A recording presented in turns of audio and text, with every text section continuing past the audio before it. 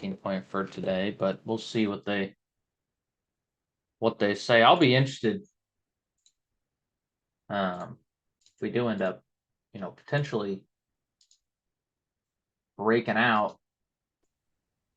Feels like a day of information. What's up, Jack? What is going on? Oh man, just the same old, same old. What's going on with you? I know. Watching stuff go up. I see a lot of green on my screen. I know. That's why I was just talking about it. It doesn't seem like a green day, but the SPY's up almost 1%. Ah, man, I had one of my greatest pickoff trades ever. Really? Little, uh, yeah, I'm liking this SNDK, thanks to Professor Turnmeyer yesterday. And so I bought a little after the show, but then this morning I saw it get a little wiggly. I just put in a limit order, which I never do, at like 899.65. Just left it in there. Got come back to find out I got filled. Saw it was at like 913. I love it when that happens. Yeah. What you Pick got there, up. Professor? What is that thing? My Why's crystal your ball. eyeball? Are Your you eyeball was upside down. That are was you weird. warning me? Is your crystal ball warning me of something? It's my crystal ball. Trying to see if see if you're seeing anything I'm not seeing. I see three lower highs, or a series of lower highs. Yeah. Be You see a careful out series there. of lower highs? Yeah, I know. Well, Careful out there. That's right there on the spy right here. Yeah. That's what I was just talking about. It doesn't seem like we're up today, but we are. It's odd. Yeah, it's up from yesterday's plummet into the abyss, but it's Uh-huh. but this is it's we're gaining some weakness here. Mm-hmm. gaining weakness. That might be a new term. Gaining weakness. I mean, the weakness is building, so What you're saying is that's not a durable floor. a Like the durable other one. high. Yeah. This is not a breakout. This is not the kind of thing we do when we're about to break out. So, Now, what Mm-hmm. would a breakout look like that's different from what we're seeing? yeah, usually if we're going to break out, this is flat and we pop up here and we come back from the top Yes. and then we go on higher. Right. All right. That's a very important distinction, Professor. So We don't do this and keep failing off and fail making a lower low and then coming back up and yes, correct. So that makes that pop above the roadmap even more fragile. yeah, this is sketchy is what I would call it. Yeah, it's almost been too good. You know, it's got me a little concerned when you can get as far out of the money as we did, like on SNDK and WDC. I almost wonder if it's not some kind of trap. Let me see if it's. Did I even get filled on that? Let's see. And there's a gap too. Look at that big old gap. In, 708 down to 704. in which one? Right there on the spy on Yeah, Jeffrey's screen. yeah, we Yeah. closed right down here, and then we opened back up here. So Uh-huh. That was That's on the news that Trump he put out like I could send it out in the chat if anybody's curious. supposedly command new. commander in tweet. Commander and tweet, he It was pulled a just taco. it was Taco Tuesday. Yes. Yes. So yeah, I did not get filled, and this thing's already almost full profit. So I'm just gonna cancel that off right there. Did not get filled. I did a little more of it, I gotta admit. So that order was still rolling, and instead of getting filled on some kind of crazy plummet into the abyss, I'm just going to cancel the order.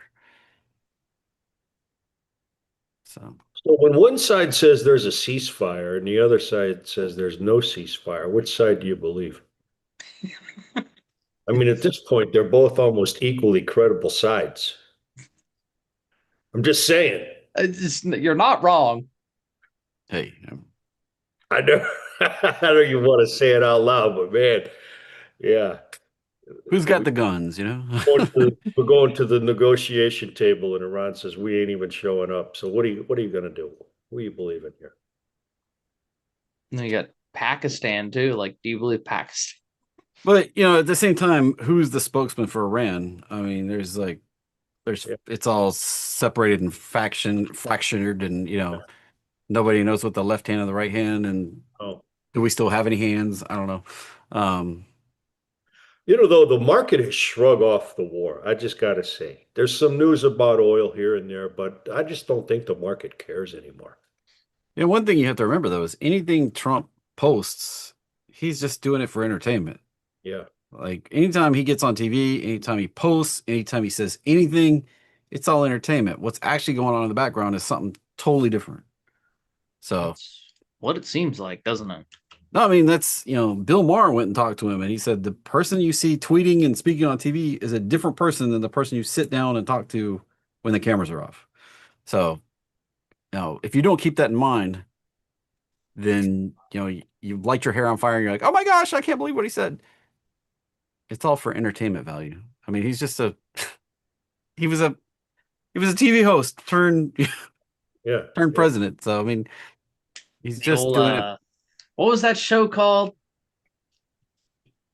You're Uh, fired. I Brett, can't- Yeah. The Oh, The Apprentice. Apprentice. Yeah, The Yes. Apprentice. Yeah. Yes, The Apprentice. Yeah. So just like this show, all trading involves a substantial risk of loss. Past performance not necessarily indicative of future results. This presentation is intended to be informational, educational, fun, and entertaining.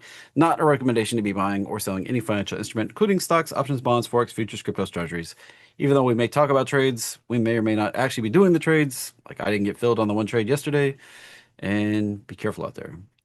You can lose a substantial amount of money. If you want somebody to tell you what to do, there's people for that, not Jack and I. So be careful. That's the warning. hey, did you do the WDC credit spread trade on Tuesday? I didn't do any. No, I didn't do it. I thought you I wasn't touching that one. really? That was too the premium had already dropped off by the time we talked about it. All right. Yeah, this 'Cause thing. you were saying you got it filled at like 20 something, and it was only down to like 12 when we were talking about it yesterday. What's the volume look like on that? Or what's the open interest look like on that spread? Let's see where were we? Gotta find the open interest. 37. Yeah, it's right here. Dang, man, that thing sticks out like a sore thumb. It's down to 8 now. Like, I mean, if you got in it yesterday, good on you. But Yeah. I would have had to go up a couple strikes to get the same credit. Yeah, I couldn't do it. Like I just, the risk wasn't worth the reward for me. no. But 6,000. I mean, that was almost one guy too. Mm-hmm. I think I know who it is. Put $1 million risk on it to make 10%. Not bad. No. Like 100 grand on $1 million. Yeah. So on Friday at 4 o'clock, he got 100. He got 100 grand when he did the trade. Now he gets to keep the 100 grand on Friday. That's only 2 days. Thursday and Friday. Don't gotta be right much longer. Yeah.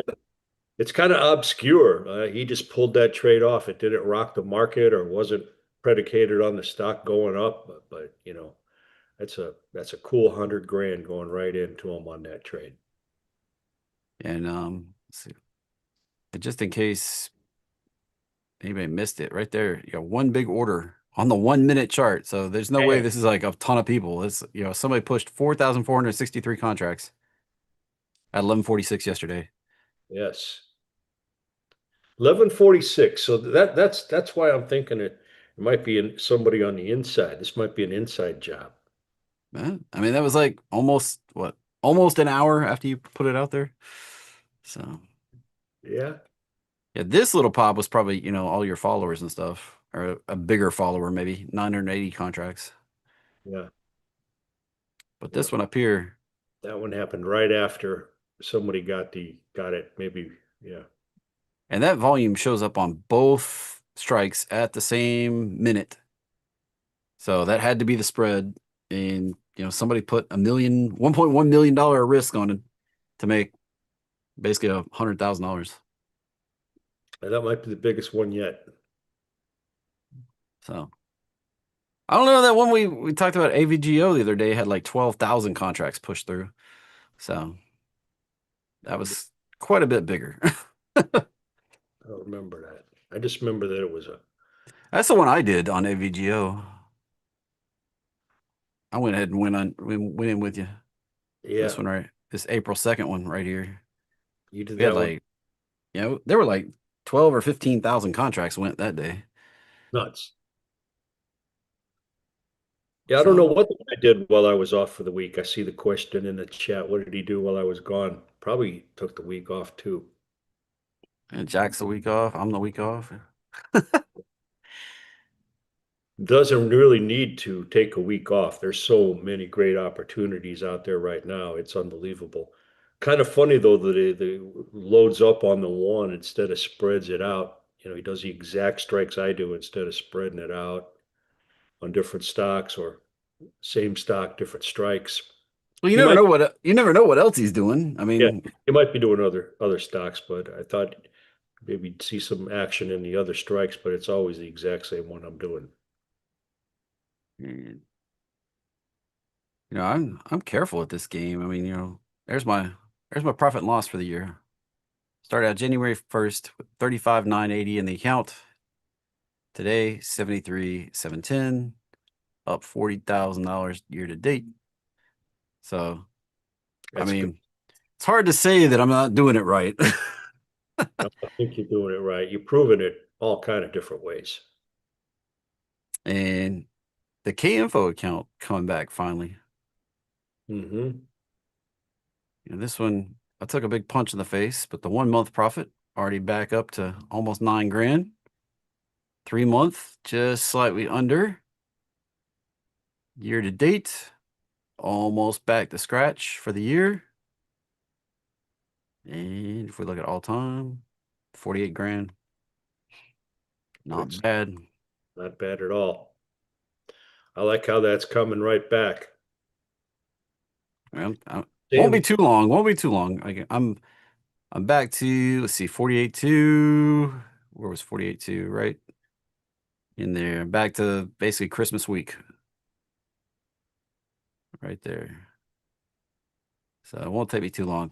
From Christmas week to March, so 3 months I was up here. So probably only take me May, June, July. July I should be back up here.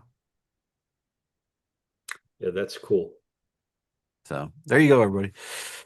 Good stuff, man. That's what happens when you have a good system and you stick with it and you work the system, right? Yeah.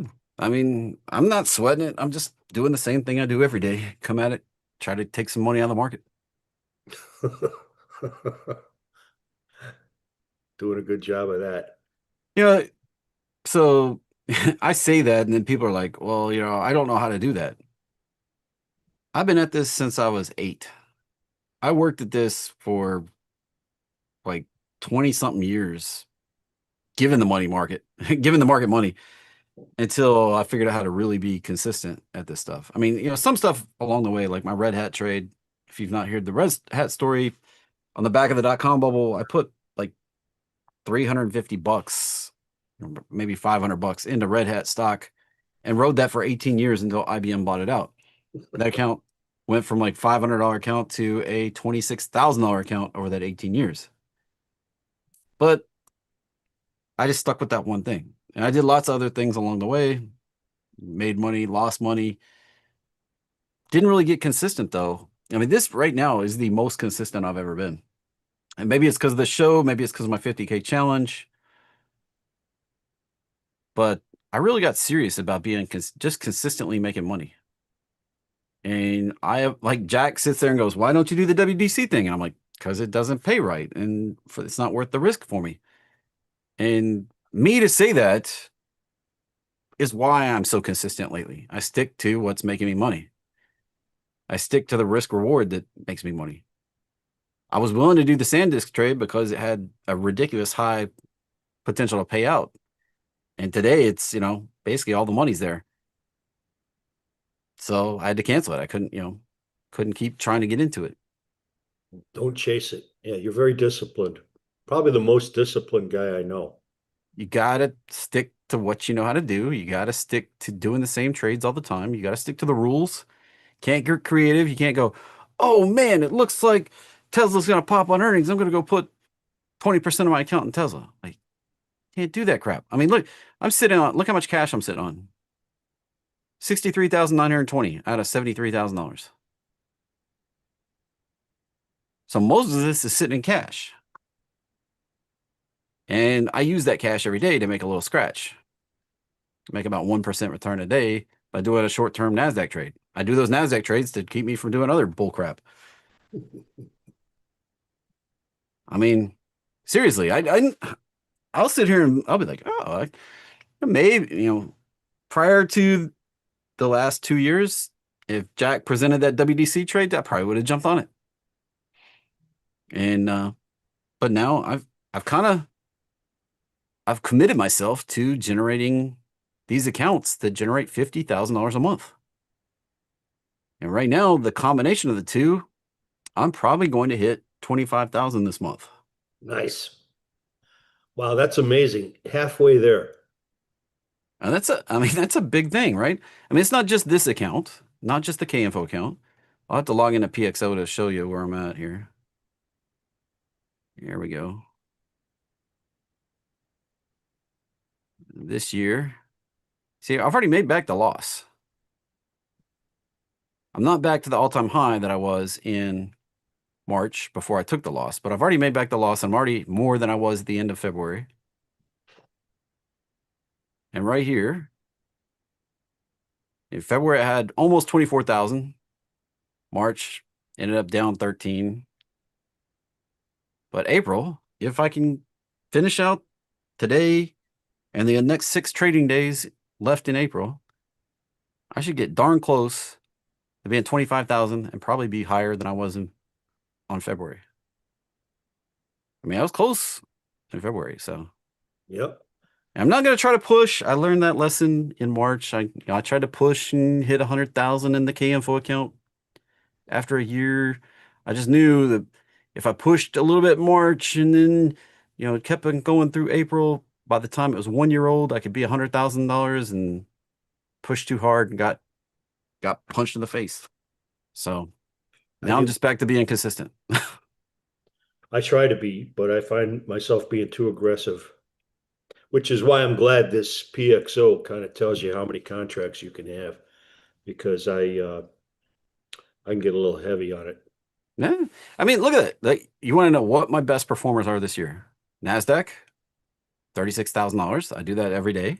S&P, I started doing some similar trades on S&P almost every day. I don't do it every day. I throw those out for my Greenlight Income Alerts traders. Very similar, but not exactly the same process. And then Hood, we've been talking about Hood being a big payer. That's my number 3 payer right there. Let me see what mine is. This year. This year for me, where do you see that off? The trading on the dashboard? Yeah, you click on trading and you go to trading log, and then you click on the dashboard on the left-hand side. And then you have to set it to this year. Summary. This year. Yeah. Well, here's one thing. Let me share my screen. I'll show you what's weird about this. And this is what threw me off. Is that I'm looking for the biggest earner, and it shows NVIDIA, but this is from getting called out. Yeah. Well, that does count. It does count in there. Now, if you just want to see the options, click on the options tab there. And then scroll down just a little bit, say symbol performance there. And it'll tell you you can sort by biggest gains and stuff like that. We're over here on the right. Yeah. Yeah. Symbol performance. You can click on the gains and sort by gain. It's a little bit small on my screen there. Hold on. Let me total premium. Yeah, profit. You click on profit loss and sort it, and it should bubble to the top there. Yeah. Premium. Yeah. AVGO TSLL. Big winner here. Yeah. Premium. Vert. Yeah. But the call out skews the whole thing, right? When you're looking at this, is that I didn't make 491,000 on NVIDIA options. But you booked it on, you booked that gain by getting Yeah. called out. So here I am year to date. Yeah. That's a good number right there. It's not a bad number. This month, though, it doesn't show stuff that's not booked, you know? You know what I'm saying? Like closed out, right? Yeah. Doesn't add that up until you close it out. So once I start closing these out, this'll jump up. But even this month, still here again, getting called out on this one. It skews the what I'm just doing on options premium. Well, I have TSLL coming in as my number 4, and then VRT coming in as my number 5. Right. Now, are you laying off VRT or are you sticking with it? I did that one trade on VRT and it popped up to my number 5 with that one trade. 50% overnight made it your number one trade. I'm still in that trade. I got about $300 more to make out of the 7,800 before I'm going to close it out. I'm going to take almost all the money, but I am going to close it out this calendar month, even though it expires on the 1st, and one expires, I think, later, because I want to book the money this month.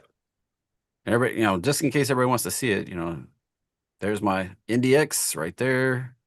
Premium. If you want to look at the premium numbers sorted, yeah, premium for NDX, SPX, Hood, VRT coming in right there. TSLL with share, with I guess with the Why other. not back in VRT? This fascinates me because I go back to the well until the trend is broke. No, Why would you not come back on this one and take a sip? I just expected it to pull Pull back. out of the well. Yeah, but even if you could start selling calls on it, right?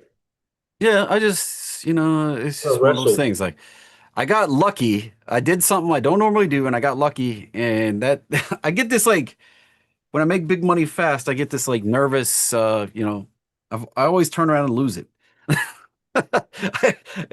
It's been a habit of mine to turn around and lose it again, and I don't want to, just jump right back into it and then watch it come like this. I expect it to come down here, like that. Just It's funny how people react, but when I make a profit like that, it makes me more aggressive.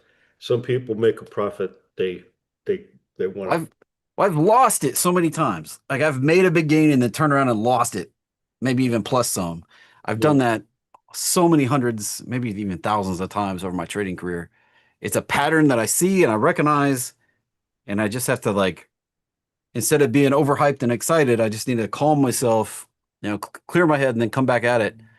And when I look at this, we're hitting resistance, like, and it hit resistance right there. I hope it hits all kind of resistance. And coming back to here would be normal. And then basically I could sell the same put I had and go back at it again.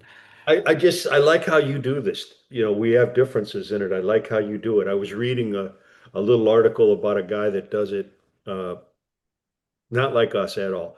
And he referred to wanting to have a clean style, which means to him never getting put the stock. And I immediately thought about how it's almost a crafty way to do it. It's very slick. I admire it if you do it that way. But he thought that getting put the stock was not a good way to go. So he always wanted to not make the money and not be assigned. And I like how you do it with TSLL and a couple others, but I like being assigned. If I'm assigned on a stock that's trending higher, I'm gonna make out like a bandit. If I get assigned on a stock that's trending lower, it's just gonna be a wrestling match. Well, this one right here, I'm taking assignment on some of my 18 strike puts. I've been rolling them forward until this very week, and now I got put one this morning, and I still have one to get put. I'll be up here, but my cost basis will be somewhere right in here. We probably pull it up on the PXO. I think I have it in there. It's in my retirement account, so I'm not 100. Yeah, I got it in here. See if we can figure out what the cost basis is going to be. Tim asks about PXO and Schwab. I've hooked it up several times, Tim, and I found out that the holdup is on Schwab's side. that the PXO has got it all ready to go with Schwab. Schwab, just for whatever reason, hasn't given it the green light. But once that happens, I'll be doing it through PXO into Schwab. Can't wait because I just don't want to, log all these trades in all the time. And this is inaccurate because I rolled this forward and didn't log it here. This is in my one Roth IRA at E-Trade. I have contracts till the day, and I'd have to go look that up. This where I'm bad at accounting. Sometimes I forget to go log them. So I actually had that. It's an 1850, I guess. Maybe it's an 18. I don't know. I got put on one of them this morning. I saw the email, and I didn't go sell calls yet. But somewhere in the neighborhood of $300, maybe. So it's going to be like $1.50, maybe $2 a share I've taken in. So actually the cost basis will be right here at 16-ish. And I'm okay. Like if and when this pops up, right now we're already potentially coming off the bottom of the higher low. I'm not really worried about this. It's not a huge amount of money. It's $3,700. I got a And question about the Vert trade. What was the Vert trade? what was the Vert trade? Okay. Well, stick So a pin the, in that one. so The Vert trade. Vert trade, one of the Vert trades was the 250 for 5.8 for $18.05. That's the one I think we're talking about. It was ridiculous is what it was. It's right there. We did on the 7th, which was what, 2 weeks ago? On the 7th, right during the show at noon, I went in for a May 8th 250 strike put, got paid $18.25 on this baby. The next day at 10, before the show started, it was up even more. It was this was down to like $9. I got filled at 11.25. So I booked $700 right there overnight. Not even 24 hours. But you're still in for the full Monty. How much would it have been? If I kept it the whole time, let's go look at the option. Let's see what it is right now. May 8th, 250. It's down to 11 or down to $1.73. So I could have had upwards of $1,700 off of that if I just sat on it. So I sold the same one, folks. I got $18.05. It's now worth $1 something, and I still haven't covered it. That was the Vert trade, Melinda, just for an example. That's what we did. Hello, Rick Grimes. Welcome. It's good to be back. Earnings is today, though, so. Oh, good. I love it. Earnings is today. Da, da, da, da. So I if you want to Mindus, I was talking about, I'm hooking up Schwab to the PXO software. PXO is what we use for finding trades, finding strike prices, and that's what we've been showing off right here is this PXO. We haven't showed off the finding trades. We've been showing off the logging trades. Yeah, I'm laying the VRT hard all the time, Melinda. I'm all over the place on that because, I'm running two accounts at the same time. I showed yesterday, I got that one account. I just buy and hold tech and dividend stocks. And then I got this wheeling and dealing account, my Hot Wheels account. And if I ever get put something that I really wanted, I just transfer it over to the buy and hold account. So it's like a no lose proposition for me. And so if I get the vert, I'm just moving it to the other account. If I don't get the vert, I'm just rolling in the premium. Now I did sell a SoFi last week while you were gone. Yeah. Did this SoFi trade, sold one April, this was 4/16, so last week, 12 o'clock, sold one, 1750 put. It's got 2 days left on it. I collected $15, which was about 40% ROI. And here we are today, sitting here at 19. The expected move through Friday, only down to 18.22 at this point. But it's looking like I might come out full profit on that one. And right now it's down to 3 cents. This is a great opportunity for someone with wants to spend $2,000 as an allocation. And right now, you could do the May 1st, next Friday, at 16 strike, below my strike, collect 41% ROI. That's all we need. We go for 40. So that, Well, the good one I saw was Levi's. It's still doing good. Did you go back to the well on Levi's? I hit it and quit it on the when the premium dried up after earnings. So I could roll that. I could potentially roll that 17. Let's see. See what we could do here. Hold on. Before we do anything crazy, this does have earnings coming up right here on the 29th. So that is next week. That's why there's some juicy premium next week. But I could potentially roll this baby. Would want to buy that one back. Let's just go back over here. Do I have a few things open? Yeah, I got a few things open. We would click roll expirations. And let's say I didn't want to go 1750. What if I wanted to come down to like 16? At this point, I can roll for 15 bucks credit, go out another week, and $1.50 down. That looks reasonable to do, actually. May go to 1650, get paid a little bit more. This is how you do a roll order. You buy whatever you got sold. I'm going to get a better deal. Like, you're going to buy it cheaper. And I'm going to get paid to make this promise to buy these shares at 1650. We'll go through all of this here in just a minute. How this works. I'm buying this back, the one I sold last week, and I'm going to sell this one. And there's the live working order. I'll give it a minute. This is dropping out just a little bit. It may fill me. What do you think, Jack? I like it. It's a good starting place for somebody with a smaller account.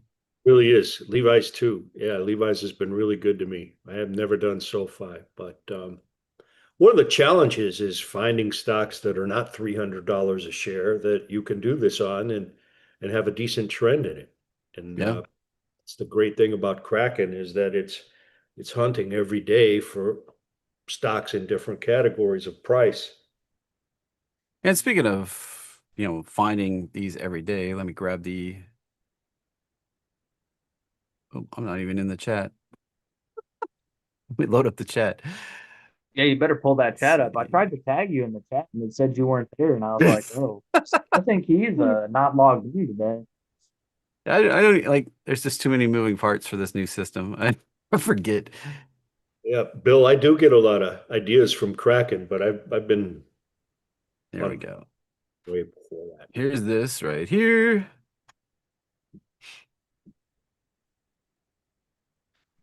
Yeah, my insider trading lab. Yeah, we don't have many slots left on that, even if it says there's a bunch. So, all right, that was SoFi, and didn't get filled yet. So let's see.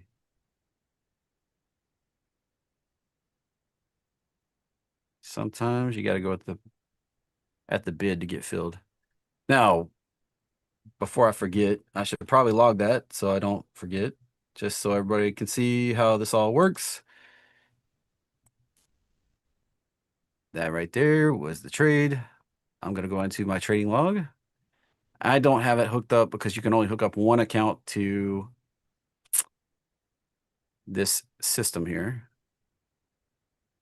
And I have a bunch of accounts hooked up, or a bunch of accounts at different brokers. So I'm not going to hook up one broker because that would just mess me up, I think. And over here on we have a button to roll. So I bought that back. Let's pull this back over. Just bought it back. I'm going to say, I don't really care what I actually bought it back for. 1204. All I really care about is the net credit. The expiration was next week, the 1st. I'll roll down to a 1650. And I got paid 0. Now this is where the math comes in.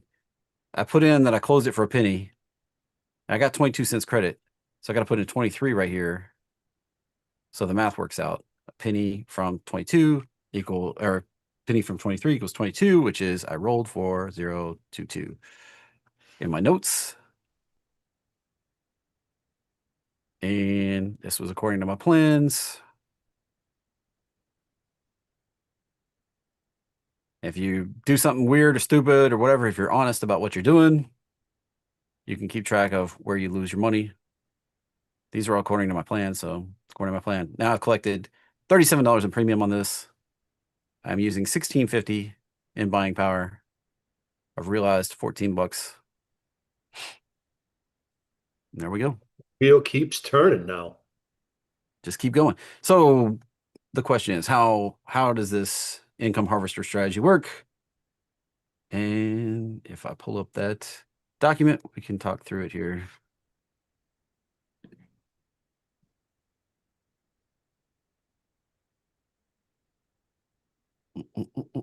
Getting started with the income harvester. So we said yesterday we would talk through this, how it works, what it is. This is the wheel strategy, is commonly what it's called all over the internet. In fact, in PXO, it's called the wheel. But Jack and I have our own little tweaks, I guess you might say. And Jack, your little tweaks and my little tweaks, while similar, they're different. So we do it in a similar manner, but different. And lots of people will tell you how to do it. This is the way you do it. But I find there's only a few core things that really all wheel strategies have in common. And then there's a lot of stuff that you can just do your own, choose your own adventure. I like that description, choose your own adventure. I was about to say that. When you said that the first time, I thought that's perfect because you really should choose your own adventure. You should customize, you should take the principles and concepts, which don't change, and customize the rest of it for what you want to do and how you want to do it. Your time, your money, your schedule. Because a lot of people will tell you, like, you have to go out so many days. You know, you have to go out 1 month. You have to go out. Like, there's no you have to go out anything. There's no you have to go so many deltas out of the money. Nobody cares except you. So this is a systematic income generating strategy that combines cash secure puts, getting put stock, doing covered calls, and maybe collecting dividends in a repeatable cycle. It's perfect for investors looking at transition into reliable income and cash flow type of trading. Which I think is the only type of trading you should be doing. And this, I mean, that I can't say that enough. Like, this is a reliable income and cash flow type of trading. And Jack and I both do it, and we make kind of buttloads of money doing it. I mean, Spendable money, because you can make a lot of money in your account and you never take any money out, like in the buy and hold account. So, you're looking for stocks that go up, and that's all fine and dandy, but we're talking about real spendable money here. yeah, this is when we say income, we're talking about you're booking gains, and in many cases, this is booking gains daily for me. Yes, me That's too. that's cash flow. That's money you can take out of the account and go and use if you want to. Move it over to the checking account. And pay yourself. I don't know of any other strategy that includes pay yourself. And this right here, the goal is to generate consistent income by selling option premium, and stock ownership is like a secondary outcome that unlocks the other pillars of this income harvester system here. And why it works, you get paid to wait to buy stocks you want to own. So you get paid today up front to make a promise to buy stock at a price you want to own it. Now that sentence is crazy because you would think that you would only get paid if the trade worked out at expiration. You know what I'm saying? That's kind of how people approach it. Like I can't believe I get paid up front. So win, lose, or draw, you get to hold on to the money first, and that's a big deal. And whether you buy the stock or you don't buy the stock, you get paid to make a promise to buy the stock. In some cases, $1,800 per promise. Yeah, that was in VRT. Yeah, getting paid $1,800 to make a promise to buy VRT in a month. That just sounds so ridiculous to me, but that's the concept right there. You get paid $1,800 to make a promise. Now, premium collection reduces your cost basis when and if you do get put the stock. or you get called away. I mean, premium collection, like making these promises and collecting that premium reduces your costs in the trade, period. And you can compound income faster by repeating the cycles. That's where the wheel comes in. We, do cycles. And this is lower risk than buying stocks outright, whether you believe it or not. The CBOE says this. This book here that Jack loves, that I have on my desk, says it. That book is so boring. They even picked out the most boring color on the planet. Gray and maroon. Hideous. So this whole thing starts out, it's from, this edition's from 2012. it's not brand new. Standardized risks and characteristics of standardized options. Yeah, the characteristics and risk of standardized options. If you've clicked the checkbox that you read this, when to get permission to trade options, whether you knew it or not, you clicked the checkbox that said you read this book. You probably didn't. I doubt anybody did, except me. No, I believe you've read it. I think you might even have it memorized. Now, step one in this whole thing, you find before we even get to step one, you got to find a stock that you want to own. Like if you don't like Elon and you're like, Tesla sucks, I don't ever want to own Tesla.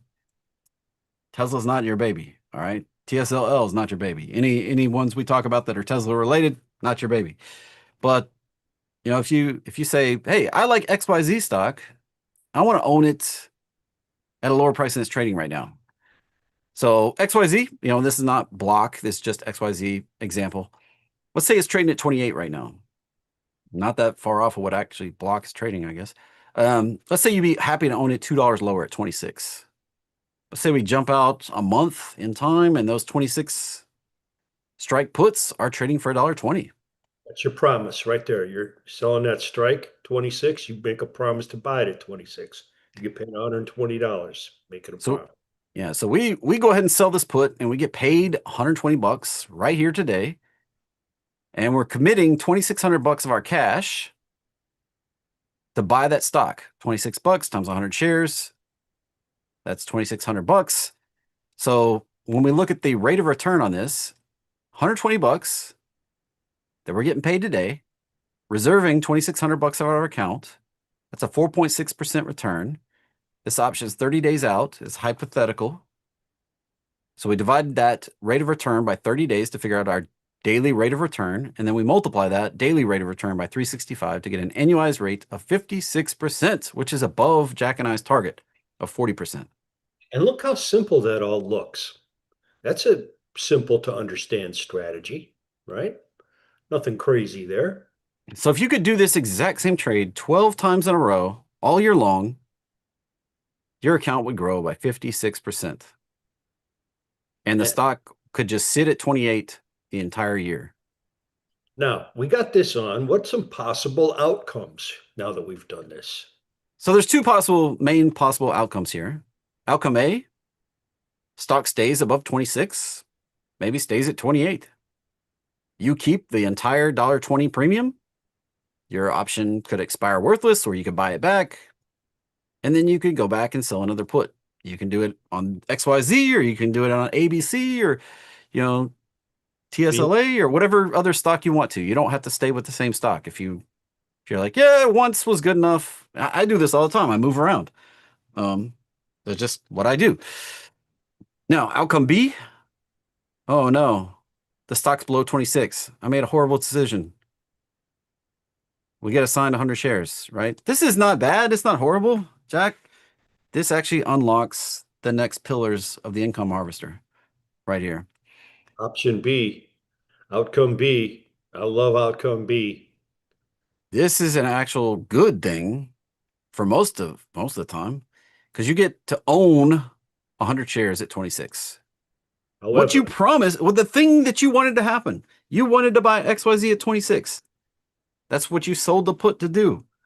But it happened. More than that, because even though you promised to buy it at 26, what's the real outcome here? But because you got paid $1.20 to make the promise, your actual cost is $24.80 per share.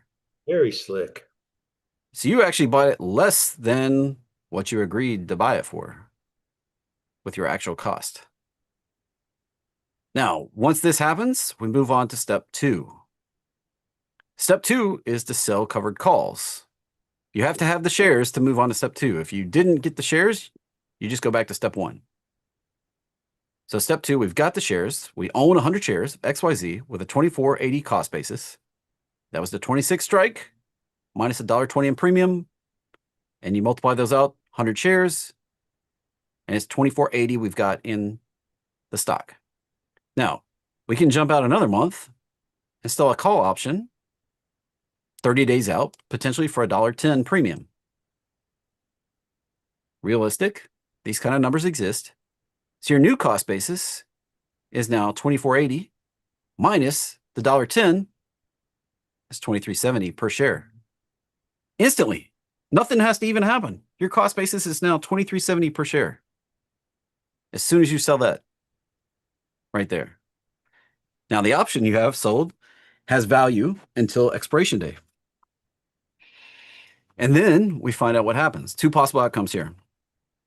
Outcome A, stock stays below 26.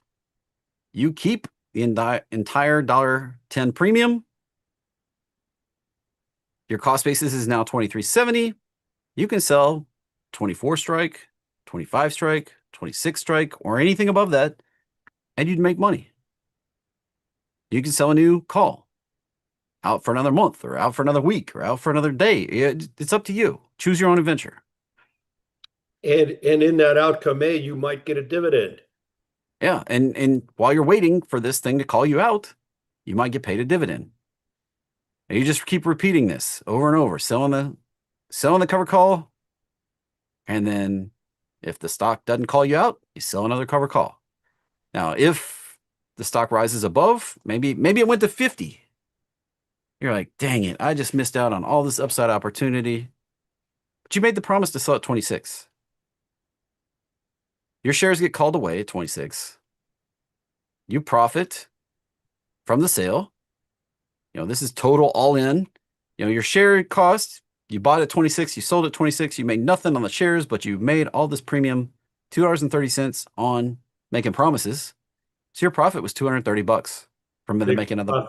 Biggest profit right there, because you get called out. You don't get called out, you don't make the big money. You don't get called out if you don't get put. Total profit on this was $230. It took $2,600 of our capital to do this. That was an 8.8% return in 60 days. So we divide that 8.8% return by 60 days, multiply by 365, and get 89.2% annualized rate of return. Amazing. Look at that. That right there is double what Jack and I usually go for. 89. And the stock didn't move. 89% in the stock. Basically, it went down $2 actually from where we started. But we still managed to crank out 89% annualized rate of return. And can you make 50 grand a month doing this? Seems simple. Absolutely. You just have to have a big enough account, and you can make 50 grand a month in reliable income. Or more. Look at this. How do you like that, folks? How do you like that plan right there? This is, as far as trading strategies go, some of the simplest moves you could make. You need what, level 1 or level 2 options is all to sell the cash secured put. Level 1, I think, is all you need. You just need to be able to sell the cash secured put and then sell calls. I don't know if it's hard to find something to higher profit than this with less risk and less ease. This is one of the easiest things I've ever done.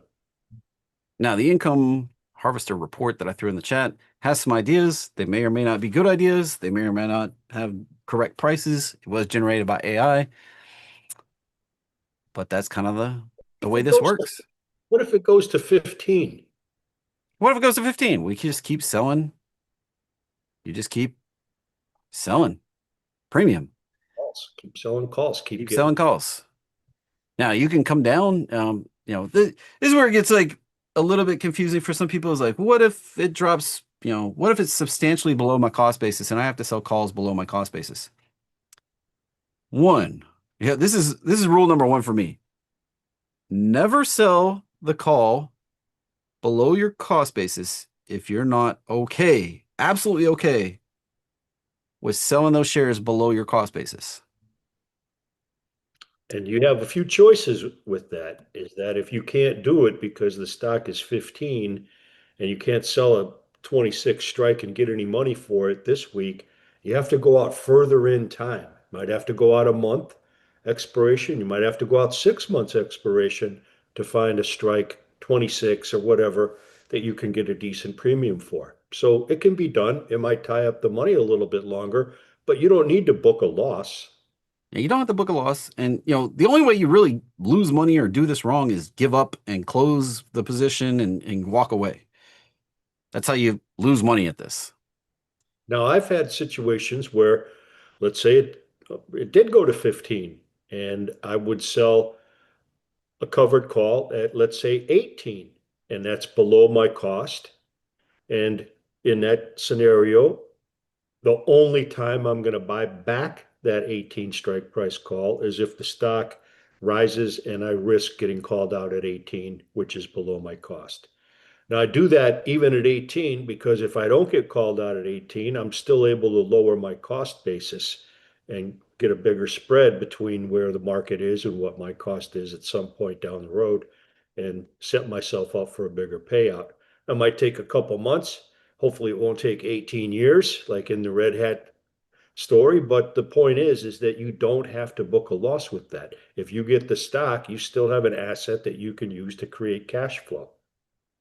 Now, one of the keys there is that you have to actively manage that if you're going to put that call on below your cost basis.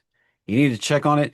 You need to probably have some alerts on a stock chart if you're going to do that, so that if your call starts getting into jeopardy of being in the money and you're going to get called out, you can take some action.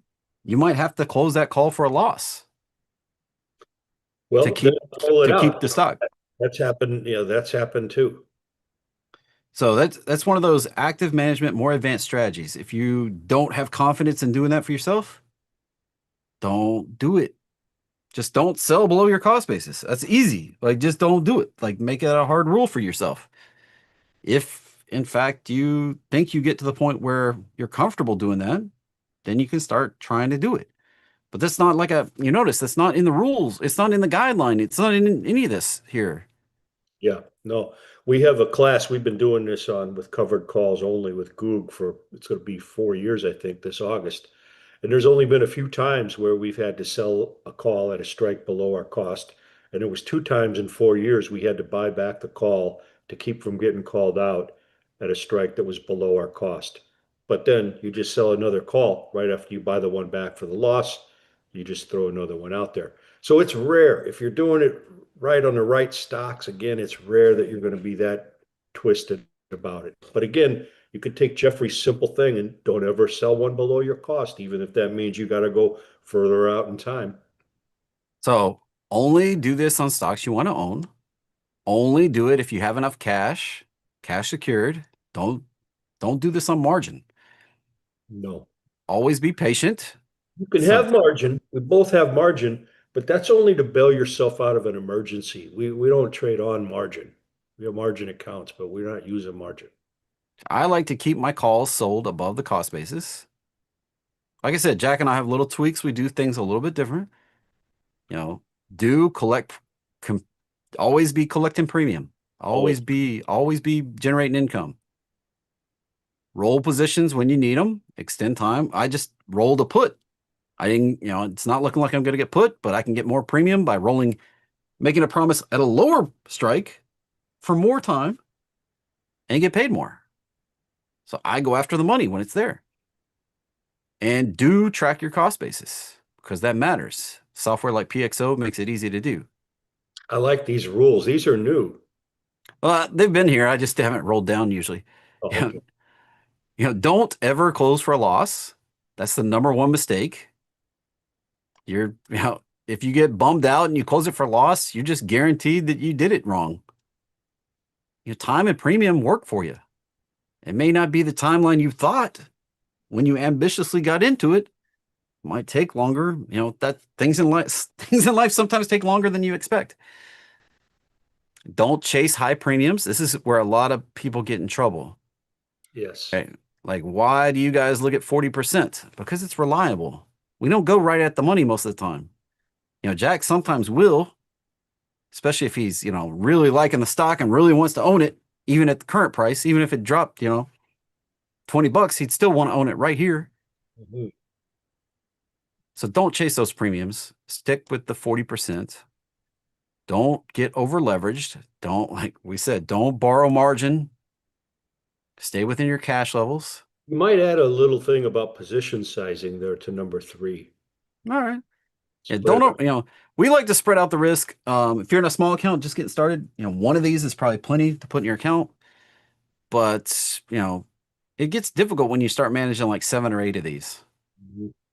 So you probably want to, keep it respectable and keep them balanced. Spread Like it. you don't want one with like, $50,000 at risk, and then all your other positions are like $5,000 risk. Yeah, spread it out, 5 to 7 amount, but the same amount. Keep them kind of balanced right there. And PXO does a great job showing you that. What's the balance point? And now, don't sell calls below your cost basis. That's mine. You lock in losses. There Risk. should be an asterisk there. Like if you can actively manage it, then that's a special case. But in general, if you just want to do this the normal way, if Yeah. you're selling a call below your cost basis, you're locking in a loss if something crazy happens. You could change that to say you risk locking in a loss. Yeah, risk. I agree with you. Don't sell just for the book. But I've been doing this 40 years. There's the only reason I feel nimble enough to buy it back or sell one below my cost. But otherwise, I agree with you. Just keep it simple and just don't sell one below your cost. That way you never take a risk of getting locked in at a loss. Don't this is a key one right here. This is what you were saying. The guy you were looking at, said he never wanted to own shares. Like Boy, is he missing out. To getting me, assigned is like that's an unlock right there. One of the biggest ones I did last year was Rocket Lab, and I wouldn't have gotten a big one if I hadn't have gotten put the shares. and I've had them. The other funny thing is a lot can happen between Friday assignment and Monday morning. There's been times on this show where I've gotten put TSLL at one price and I was able to sell it for $1 or $1.50 more on Monday morning.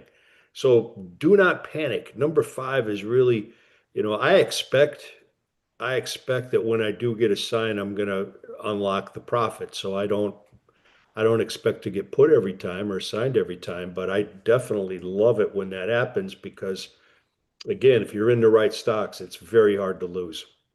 And then, this is one that sometimes people forget is to look at commissions. If you're trading stuff with super low premiums, like you're only gonna get like 5 cents or something like that for your options, and you have a cost that your broker charges you per option, that can be a pretty substantial amount of your profits getting eaten up there if you're not at like Robinhood where they don't charge you commissions for normal equity options. So be aware and factor them into your returns. It's like when I was doing that one for Tasty Trade, they were going to take a couple bucks out of my 22 cents. So that adds up, actually. It adds up to pretty substantial amounts of money, actually. If I pop on here and go to the history of the account here, let's put it in this account, put it in year to date. You can see year to date, I've paid $1,600 in commissions and $600 in fees. Hmm. I mean, that's $2,200, $2,200. That's yeah, $2,200. I've just given to the broker out of the 40,000. out of 40,000. That's a pretty substantial little chunk of money.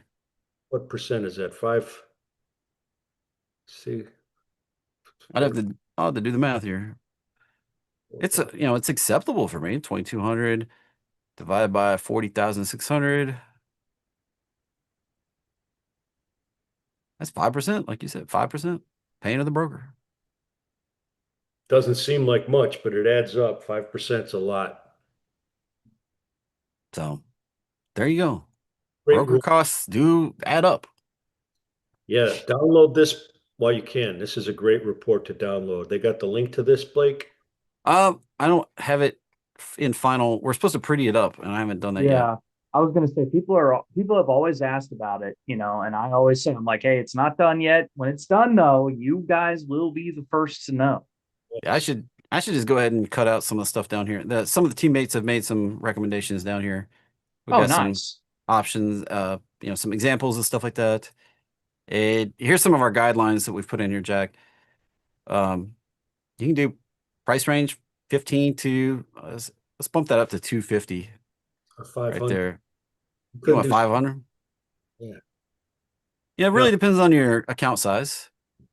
15 to 50 is perfect for 2,500 to $5,000 account sizes. Market cap, we like to be over 2 billion. We don't want to do penny stocks really. Average over 1 million shares a day. We want liquidity in the names. We like option volume above 1,000 per day. We like the IV rank 40 to 80 or even higher. Betas over 1. I'd probably put this at, we really like over 1.3, I think. Hot sectors, right now those are going to be like tech, healthcare, consumers, financials, maybe even energy. Earnings, you might want to avoid selling puts right before earnings, but sometimes there's special cases where you can get way below price, like I do on Levi's. I show it off on this show all the time. yeah, well, you can sell a put right before earnings if you're outside of the market maker range. So And that's what I did on, that's what I was doing on SoFi earlier. Even though earnings are coming up next week, I think I could be way below the market maker move. sets you up for a really good juicy premium on earnings week if you're not afraid of getting a stock on a shakeout. And then we like to target the 30 to 45% with the 40% sweet spot, because on a $1.6 million account, that's $50,000 profit a month. And 1.6 million is not that crazy an account. Even if it seems right, even if you have like $1,000 account right now and you're like, I wish 1.6. 1.6 is not that big of an account. Well, and you can make 50 a month with a little less than 1.6. I didn't use the whole 1.6 last month. So there you go. There you go. Stuff, There it is. beautiful stuff. My favorite strategy. And we go through this every day on the show. Like if you're having trouble and you're not sure, keep coming back. Ask some questions. We'll go through it every day. That's right. Income is what we do. Hmm. I love it. I know we got some good folks even at the company that watch this show every day, that are very interested in what you guys are doing, because it's different. Most people don't trade this way, and I think there's something to be said about that too. You're doing something different than everybody else, and that's what you got to do in the world to be successful, in my opinion. And we're sitting here just bringing out premium. Like it's the consistent way to make money in the market. Just Oh. getting paid. BNS just said, "Take Blake, take me." No, you meant to say thanks. I was like, wait, what? Take Blake.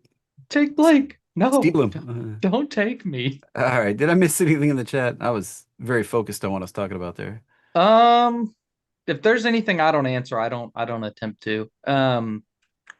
You might share that PXO link one more time. I really need to just save that. Yeah, I'll share that in the chat. Let's see if I can find the chat. ENS got his cost on NVIDIA down to 103, folks. Yeah, that's impressive right there. Well, This that's is what my referral link to PXO. I do get a little cheese off of the link. I get some referral credit with them. So now I'm just BNS gonna. is going to have a problem that I had is that, I bought back a call, even though it wasn't up below my strike on BNS because, on NVIDIA, because if you got a cost at 103 and you get called out at 205 or 210, you got a big tax bill that you just incurred, no way around it. So I bought back a call one time on NVIDIA because I didn't want to get called out because I didn't want to incur a huge tax liability. But what I did now is I moved that stock over to just the hold account. That way I can just, like Jeffrey's saying, just have a clean, disciplined approach with the harvester account. So that'll never happen to me again. I'll never buy back a call because I don't want to pay the tax on the gain. Never happen again. All right. And Jack, real quick, do you have a strategy where you trade NVIDIA? Is it the NVIDIA cash generation blueprint, or is there? NVIDIA Cash Gen Blueprint. We sell calls against our NVIDIA position every week, but you can also wheel it.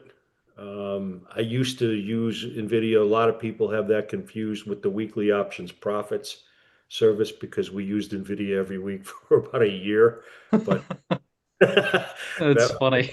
it is funny. But every week, yeah. It's so yeah, that's that. So weekly options profits is a good one. And the Cash Gen Blueprint. I don't know if Cash Gen Blueprint is open to new people, but That's what I was thinking. So I'm just gonna send Tom. Give us a call. That 904-706-3536. Or yeah, actually, I think Jack's number is 34. something like that. Yeah, it's 34. And you can also email support@jackcartertrading.com. And if that's open, we'll certainly get you in. I mean, we're not gonna turn you away. Yeah, the only place I do these kind of trades is my Insider All Access group, and I do it as a whole portfolio management. I show off every single trade that gets placed in this account Mm-hmm. right Well, we here. both use that Power X. Just so everyone knows, we both use that. It's the best, or we'd be using something else. And Yeah, there's the link right there for the Turnmeyer Trading Labs All Access if you're interested in that. We actually sell it now. It used to be invite only, but yeah. There's it join. for a limited time. There's a direct order form with a special price, and we may do away with that coming up in June when we do the in-person meetup. There you go. So you got a window of opportunity. So invest in yourself, as my man Are Jack you always flying says. down are you flying down to pick me up for that June deal? No, You're gonna have a little still class. I thought you were going to Colorado. Well, I might come up there. If you're having a little after hours still building class, with stock trading. Yeah, Carol wants to know what dates in June. It's 18th and 19th is the Cool. dates in June. Yeah, a little But after. you gotta be a all access member to get. Oh, it's always something. Ah, Always something. All right. Well, yep, how do I become an all access member? If I go to that lab link? yep. So the market is closed on the 19th, everybody. So that'll be a day of full education right there. We got Yeah. that. So 18th, 19th, and then yeah. I got something special for people that are in town, attending on the 18th. So Okay. something good, something Something special. good. He's cooking something up. It might Cooking. involve a bulldozer, like Mike just said. I don't, let's not it might involve a pig. Got to sign a waiver. Okay. Might have a greased pig. Funny. So today we have teed up is the cash bot again. Apparently people are loving it. Yeah. So I've talked about this a few days, and if you haven't heard about it yet, I have an automated algorithm called Apollo that points out trades on a 30-minute time frame. And this is my market roadmap system. And some people don't like the amount of time it takes for this to fire off and then go to completion. So I built Triple Threat Trader that fires off, and these are day trades. They happen quite frequently. And then some people are like, whoa, whoa, whoa. So it's like, oh my gosh, Apollo's too slow. Triple Threat's too fast. Can you come up with something that's, kind of just right, something in between that's not a day trade? And this mattered more in the time when PDT wasn't going to go away. Right now, the clock's counting down. Hopefully that goes away by Memorial Day. And we don't have to worry about day trading anymore. But, some people didn't want to day trade. They didn't want to watch the chart that much. So I came up with a system that was a little bit slower on a 2-minute time frame. These trades last overnight for the majority. And they work like 80% of the time. And this right here that we're going to play runs on SPY, QQQ, and IWM. You look at if we check out kind of the win rate here, the entire history, you can see this ridiculousness when it updates here. It's got to go back 26 years. So don't It's mind. pulling some data here. Hold on. Yeah. Just stand by. Everybody using TradingView's like, why is it being slow? Oh, trust me, I got a lot of experience with TradingView back testing. A lot. Here we go. Look at that. 83% of the time. Look at this. That's the historical win rate right there. Nice. And we take a credit spread and we book half of the profit right there. Could you do it at a debit spread? You could. But we're looking for half the profit on the credit spread. So we make 50% returns when we hit, and we lose, potentially 100% when we lose. It's the unfortunate part. We do lose 20% of the time-ish. So there you go. And this thing just hits over and over. It's all automated. Gives you the actual credit spread to trade. Tells you how big to trade it if you wanted to use $1,000 of risk. I don't know how else to make it faster, easier, slicker. Right there, Blake. I love it. I think that's perfect. So without further ado,